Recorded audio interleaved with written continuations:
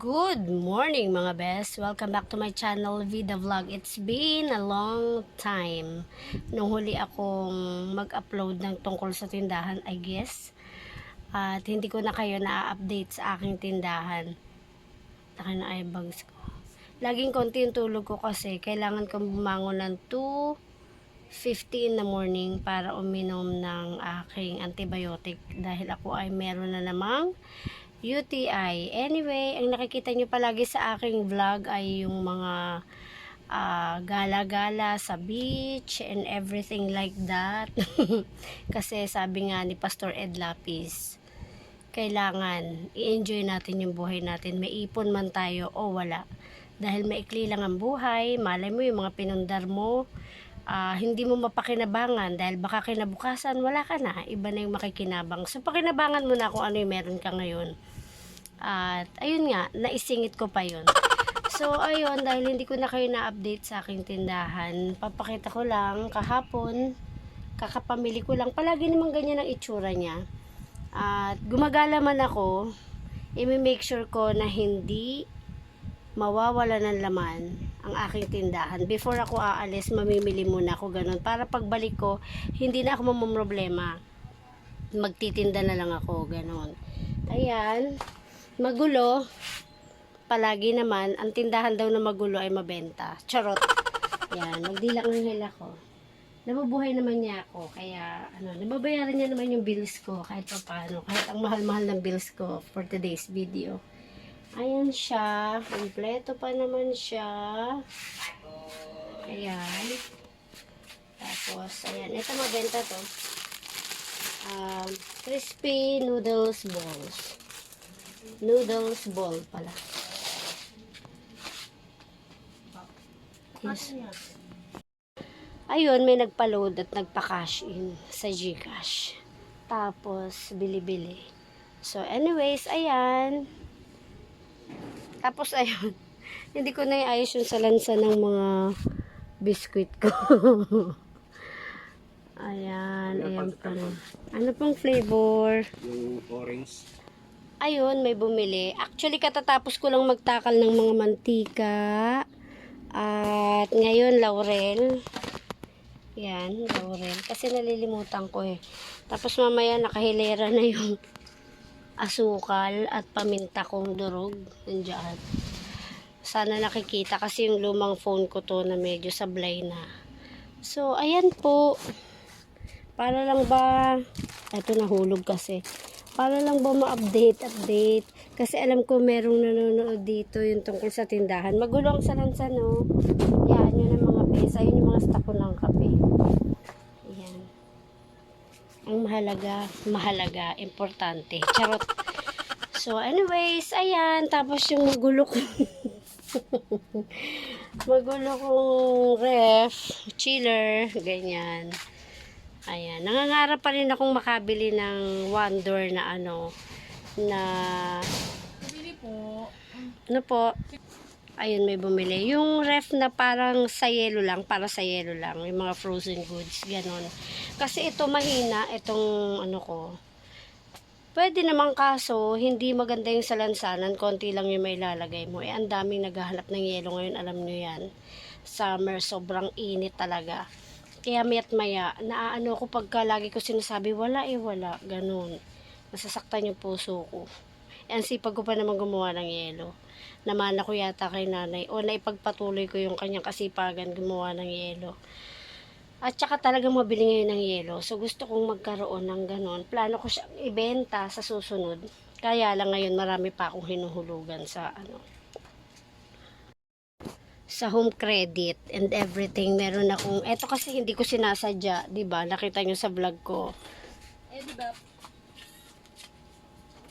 Yan, Elibap daw. Ang dilim mo. Ano yung sinabi ko? Ayun, bumili yung pamangkin ko. Si Laika. Ayun, ano ba yung sinabi ko?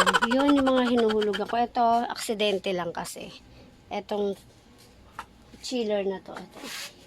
Hindi siya nakakapagpayelo. Siyempre, alam natin yan. Nagpapalamig lang siya. Aksidenteng napalitan ko kasi nga nasira yung aking ref. So, kailangan talagang kumuha ako ng ref. Tapos, meron akong speaker. Meron akong mga bills, meron akong ano pa ba yung mga hinuhulugan ko. Ang laki ng kuryente ngayon, tubig malaki rin, dumating na yung bill ng tubig. Ayan, ang tubig namin ay 1149.90. Yan, dahil lumalaki ang pamilya, lumalaki ang gamit sa tubig. Tapos, lahat naglalaba, ganyan. So, anyways, ganun talaga. Okay, gumamit ng kuryente and tubig basta marunong tayong magbayad ng bills on time before due date. Yan ang pinakamahalaga sa akin. Ayokong masira sa bayaran. Kaya naman, pinagmamalaki ko talaga na maganda yung record ko pagdating sa mga ganyan. Yung bayaran ng bills, ng mga hulugan, blah blah. Kailangan mabayaran ko 3 days bago ang due date. Yan, ganyan. Kaya sila, mabibingi talaga sila sa akin kasi singil. Dahil kapag ka hindi naman nagbayad, ako rin yung nahihirapan. Wala namang ibang tutulong sa akin, kundi sarili ko din. So, ako yung mai-stress, ako yung magkakasakit dahil sa stress. Kaya, sana naiintindihan nila yun. Kapag ka naniningil na ako. Yun. Tsaka wag na kaming umabot sa samaan ng loob sana. Shout out sa inyo. Kapag ka abot agad. Pag may hawak kang pera, yan, payo ko. Pag may hawak kang pera, ibayad mo na. Kasi, hindi tayo pwedeng mag-excuse sa Meralco. Hindi tayo pwedeng mag-excuse sa tubig. Sa bayaran ng tubig. Kung ano man yung bayaran nyo ng tubig dyan. Kami, water district. So, ayan. Kaya kailangan talaga sikap, sipag, tiyaga, kasi kailangan nating mabuhay, 'di ba? Kahit nag-iisa. At ayun, payo ko din kung may mga negosyo kayo, huwag niyo pababayaan ano man yung ginagawa niyo.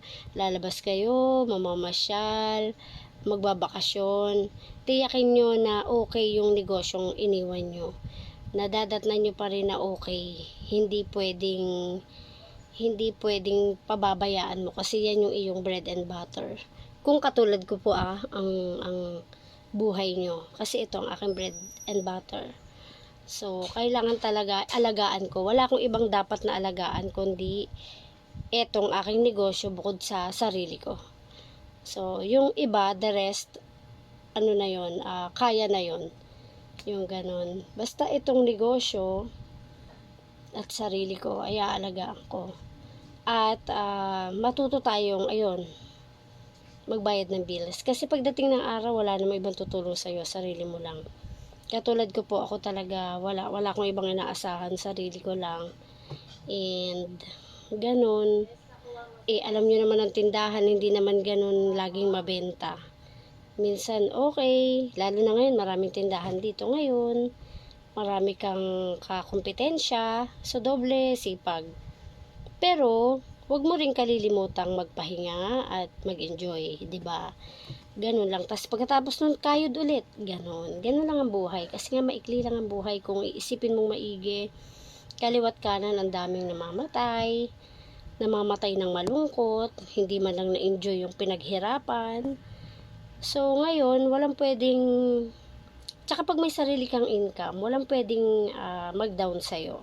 Walang pwedeng sumumbat sa'yo, kasi pinaghirapan mo yun. Ano man ang gawin mo doon, basta sa ikasasaya ng kalooban mo at hindi mo naman hiningi sa ibang tao, go, go, go. So, ayan tayo. Ayan, marami akong candies. Natutuwa kasi ako pag namimili, tas marami akong makikitang candies, bago sa paningin ko, makulay, at alam ko rin naman na mabenta. Yan, bibiling ko talaga. Kasi maraming bata sa amin eh.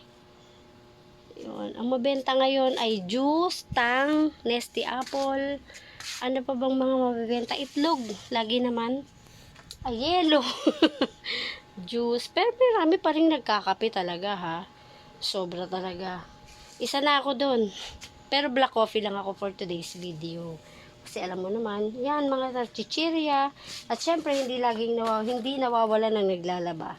So, kailangan palagi tayong may sabon. Lalo ngayon, pawisin ng tao. Grabe talagang init. Tapos, yung mga soft drinks yan, mabenta yan ngayon. At, ano pa ba? mga juice, King Plus, mga bottled water. Nawawalan nga ako ngayon yan. Wala silang tinda. So, wala akong nabili. Basta meron tayong mga mismo and mga soft drinks. Yan. Okay na yan. Ayan. Tapos, syempre, mga sabong panligo, shampoo, dahil nga mainit. Mayat-maya tayo naliligo o nagbubuhos. So, ayan. Tapos, ayan. Mga dilata. Ayan. Condiments, syempre, dapat palaging meron. Ako, hindi ako nawawalan ng chichirya. Meron. Iced tea, lemon, or apple? Apple. Nesty apple, diba? Kasi sabi ko lang, mabenta ang juice. So, ayun. Pawisan na ako agad. Marami-rami pa akong gagawin. Re-repack ako ng asukal na tingi, pamintang durog. Kasi pag etong hilera na to ay naging isa na lang, ako rin gumagawa niyan eh. Kailangan gagawa na uli ako ng isa pang hilera. Kailangan lagi silang dalawa, ganyan. Ayan, ganon. Share ko lang para hindi ako nag-aalala kung maititinda pa ba ako or wala na. Maubos na kasi mabenta yan eh, paminta. Tapos, ano pa ba yung mga ere-repack ko? Cornstarch kasi may naghahanap din yan. And then, marami pa akong gagawin. Kanina nakagawa na ako ng yelo. Pero matagal tumigas yung yelo ko nga, sabi ko nga kanina. So, ayun. Namili ako kahapon, marami na uling nabili. Thank you, Lord. Again, lahat ng bagay at pagpapala ay dapat ipagpasalamat sa Panginoon. Lahat ng meron tayo ay biyaya ng Panginoon. So, maraming salamat sa Kanya, sa dakilang pag-ibig niya at sa mga biyaya niya, pag-iingat, gabay, proteksyon sa araw-araw na hindi maibibigay ng iba. Tanging Panginoon Diyos lamang makapagbibigay niyan lahat. So, ang lahat ng papuri at parangal ay para sa Panginoon lang. Yun, kaya maraming salamat and maraming rin pong salamat sa pagtambay ng mga iilang nanonood sa aking munting tindahan. Thank you very much. Naway mag-subscribe po kayo and paki-like na rin po sa mga hindi pa po nakasubscribe. Konti pa lang po yung subscribers natin. Mahilig lang po talaga ako mag-share ng kung ano-anong ganap sa buhay ko. Yun, maraming pong salamat and stay happy. Stay healthy. Ingat po tayong lahat and God bless us all.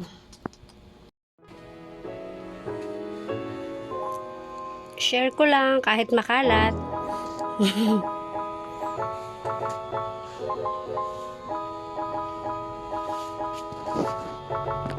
Kung napapakita to, talagang meron pa sa labas, may stock pa sa labas. Yung cornstarch and harina.